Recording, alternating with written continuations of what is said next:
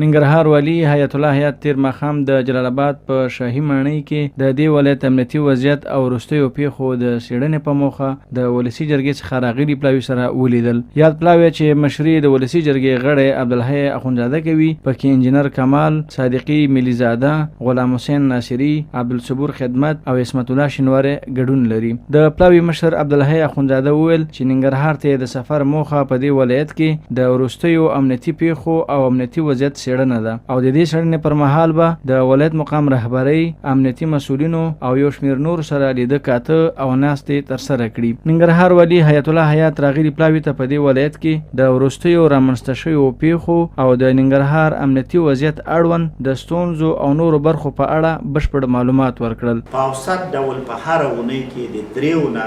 تر 5 او حتی کله تر 10 داعشي موږ په هر هفته کې د ښار نه ونیوو. خپله د ښار نه موږ د کرکټ د میدان د پیښې په تړاو څوک د دې باعث ګرځېدلی او هغه هم نیولی، موږ د مصروفیت د حادثې هغه نیولي دي، موږ د نورو ډېرې حادثې دلته شوي دا کسان نیول شوي دي. نوموړي دغه راز پلاوي مشر ته د رامنځته شویو پیښو او امنیتي وضعیت څېړنې برخه کې د هر ډول همکارۍ ډاډ ورکړ.